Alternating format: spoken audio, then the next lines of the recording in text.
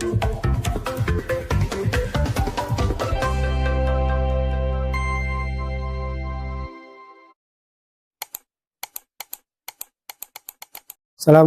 warahmatullahi wabarakatuh. Bismillah, alhamdulillah, wassalatu wassalamu ala rasulillah Sayyidina Muhammad ibn Abdullah wa ala alihi wa sahbihi wa mawalah. La hawla wa la quwata illa billah. Amma ba'd. Alhamdulillah, malam ini bisa melanjutkan pengajian rutin kita. Bismillahirrahmanirrahim. Qala al-musannif rahimallahu wa nafa'na bi'ulumihi fid darain amin ya rabbal alamin. Hadis masih terkait dengan ihram dan hal-hal yang berhubungan dengan ihram. Apa saja yang berhubungan dengan ihram itu maksudnya apa yang boleh atau sebaiknya dilakukan dan apa yang tidak boleh dilakukan ketika kita sedang melaksanakan ihram. Hadis yang pertama dari Khalad bin Sa'id dari bapaknya bahwa Rasulullah Shallallahu Alaihi Wasallam bersabda, "Atani Jibrilu, malaikat Jibril mendatangi saya. Fa'amaroni an amaro ashabi." Kemudian malaikat Jibril memerintahkan saya agar menyuruh sahabat-sahabat saya ayyarfa'u aswatahum, untuk mengeraskan suaranya bil ihlali, dalam mengucapkan kalimat talbiyah. Jadi salah satu yang dianjurkan kalau dalam pandangannya Imam Syafi'i dan Imam Ahmad bin Hanbal itu membaca talbiyah. Talbiyah itu ada kalimat yang labbaik Allahumma labbaik innal hamda wan ni'mata lakawal mulk la syarika lak. Nah, itu talbiyah. Menurut Imam Syafi'i dan Ahmad bin Hanbal itu hukumnya adalah sunnah muakkad. Dihukumi sunnah muakkad bagi orang yang sedang ihram untuk mengucapkan kalimat itu. Kalau menurut Imam Abu Hanifah dan Imam Malik, itu hukumnya justru tidak sunnah, tapi malah wajib.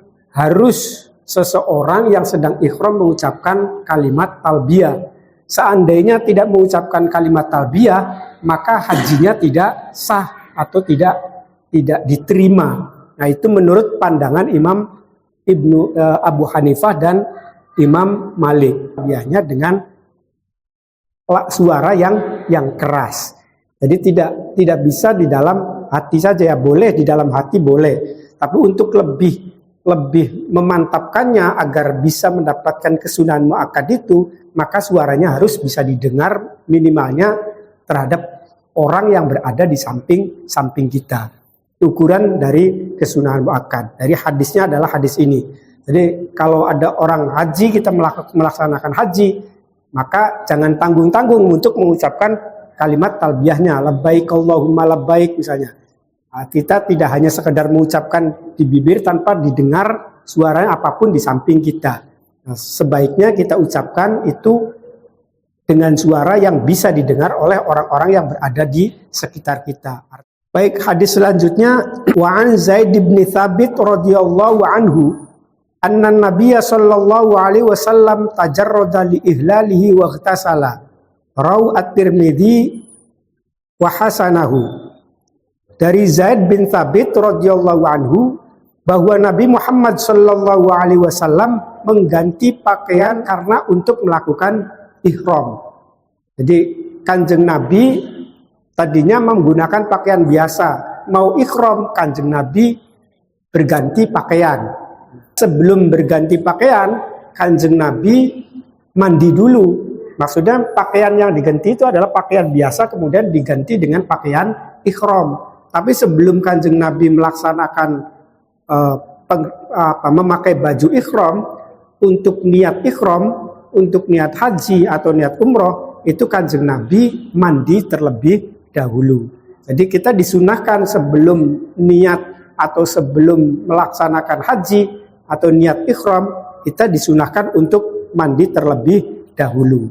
Hadis selanjutnya, wa an Ibnu Umar radhiyallahu anhuma anna Rasulullah sallallahu alaihi wasallam suila ma yalbisu al-muhrimu minaf thiyabi faqala la yalbasu al-qamisa walal amaima walas sarawilati walal baradisa walal khafafa illa ahadun la yajidu an-na'lain fayalbisu khuffain wal yaqta'uhuma asfala minal ka'bain wala yalbasu minat thiyabi syai'an massahu za'faranu walal warasu. Muttafaqun alaih.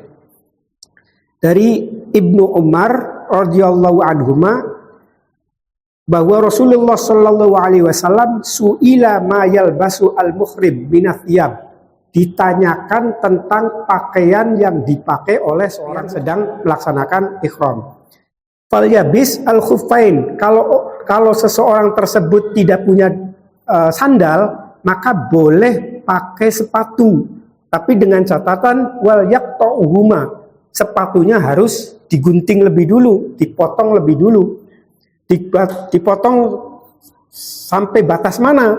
Asfala minal ka'bain, sebawahnya 2 mata telapak kaki. Jadi kalau punya sepatu, nah kita nggak punya sandal, punyanya sepatu untuk melakukan ihram, maka sepatunya harus kita gunting. Kira-kira mata kakinya tidak tertutupi oleh sepatu tersebut. Nah, itu judulnya begitu. Kalau nggak punya sandal boleh pakai sepatu, tapi sepatunya jangan sampai menutupi 2 mata kaki, sehingga harus digunting terlebih dahulu. Wala yalbisu minat thiyabi syai'an masahu az-za'faron, dan tidak boleh memakai pakaian yang kemudian diberi minyak za'faron, walal waros, dan juga tidak boleh dikasih waros atau parfum lah. Tidak boleh memakai parfum. Muttafaqun alaih. Nah, hadis ini pandangan ulama-ulama fikih menunjukkan bahwa seorang yang sedang melakukan ihram itu dilarang, tidak diperbolehkan yang pertama memakai baju atau pakaian yang berjahit. Itu tidak boleh. Tidak boleh memakai pakaian yang berjahit. Dari mana? Wala yalbisul qamis walal amaim. Tidak boleh pakai baju dan tidak boleh pakai surban.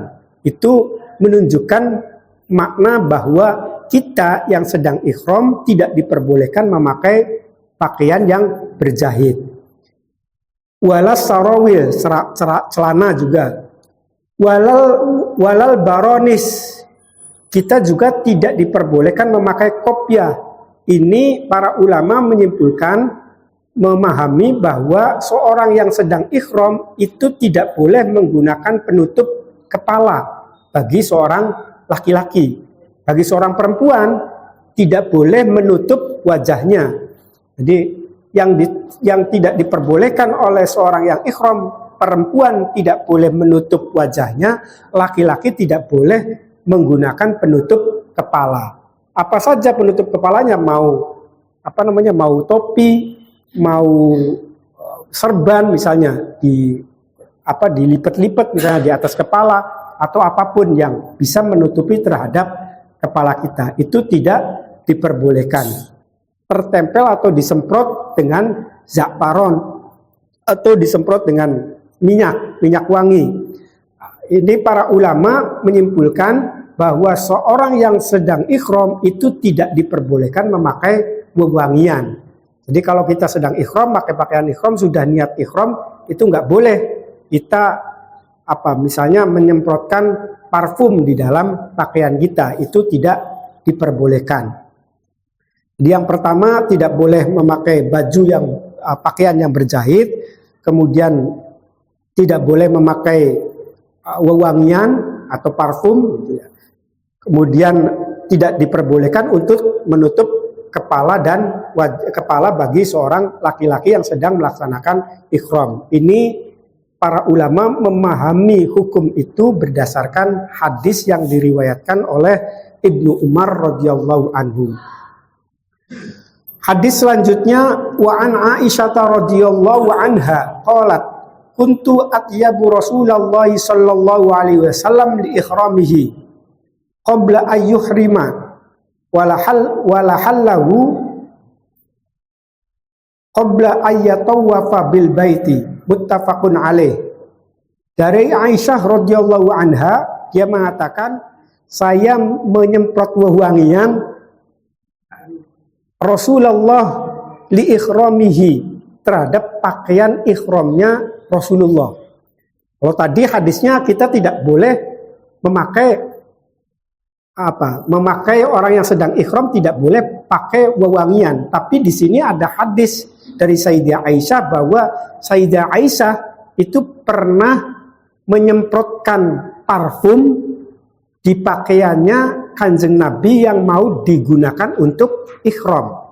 Itu kuntu utayyibu Rasulullah li ikhramihi qabla ayyukhrima, sebelum dia berniat untuk melaksanakan ikhram. Wal halahu qabla ayyatawafa bil bait. Nah, ini hadis ini yang kemudian oleh para ulama bahwa seandainya wewangian itu menempel kepada baju ikhram terjadi sebelum kita melaksanakan niat ikhram, maka itu diperbolehkan. Jadi kalau sebelum kita ikhram, tapi kalau sudah dipakai atau proses pemakaian baju ikhram lalu kita semprotkan, itu yang tidak diperbolehkan. Proses bagaimana? Misalnya proses pemakaian ikhram, kita lagi pakai ini, lagi pakai baju, guling-guling misalnya, diputar-putar. Setelah selesai itu kita belum niat nawaitul ikhram, baru memakai bajunya dulu, lalu kemudian disemprotkan, semprot-semprot. Nah, itu namanya menyemprotkan wewangian ketika dalam proses pemakaian baju ikhram. Atau setelahnya ikhram, kita sudah pakai, setelah niat ikhram kita sudah pakai baju ikhramnya, habis itu kita nawaitul ikhram, misalnya nawaitul hajja lillahi ta'ala, niat insun haji misalnya. Nah itu, lalu kemudian setelah kita niat haji, baru disemprotkan parfumnya ke badan kita. Itu artinya apa? Menyemprotkan kepada baju ikhram kita ketika kita sedang melaksanakan ikhram. Nah, yang tidak diperbolehkan itu dua hal tadi. Kita dalam proses pemakaian kemudian menyemprotkan, kita dalam ikhram kemudian menyemprotkan wewangian. Itu yang tidak diperbolehkan bagi orang yang ikhram memakai wewangian. Hadis yang diriwayatkan oleh Sayyidah Aisyah adalah di mana pakaian tersebut itu belum disentuh atau belum diproses oleh Kanjeng Nabi, masih dilempit lah gampangannya, masih dilempit. Itu hadis dari Sayyidah Aisyah. Sehingga antara hadis ini dengan hadis yang sebelumnya tadi yang tidak diperbolehkan untuk memakai wewangian, itu bukan ta'arud, tidak saling bertentangan. Kalau hadis yang pertama yang dilarang itu adalah maksudnya dilarang ketika kita sudah niat maupun kita sedang proses pemakaian baju. Hadis selanjutnya, wa an Abi Qatadah al-Ansari radhiyallahu anhu fi qissati saydihi al-himar al-wahshi wa huwa ghairu muhrim qala faqala Rasulullah sallallahu alaihi wasallam li ashabihi wa kanu muhrimina hal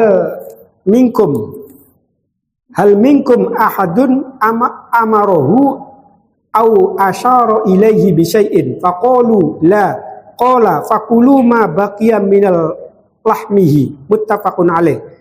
Dari Abi Qatadah al-Ansari radhiyallahu anhu fi qissati saydihi al-himar al-wahshi, terkait dengan sebuah kisah atau cerita di mana Abi Qatadah berburu keledai hutan, keledai liar, atau wa huwa ghairu muhrim.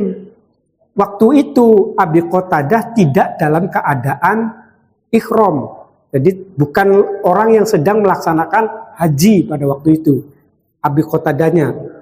Abu Qatadah mengatakan bahwa Rasulullah Shallallahu Alaihi Wasallam menyampaikan li ashabihi, terhadap para sahabat-sahabatnya, wa kanu muhrimina, di mana para sahabat-sahabat tersebut waktu itu dalam keadaan ikhram. Hal minkum ahadun amaru au asyara ilaihi bisyai'in, apakah salah satu di antara kalian ini ada yang memerintahkan atau mengisyarahkan untuk melaksanakan itu? Maksudnya melaksanakan pemburuan terhadap hewan. Nah, itu.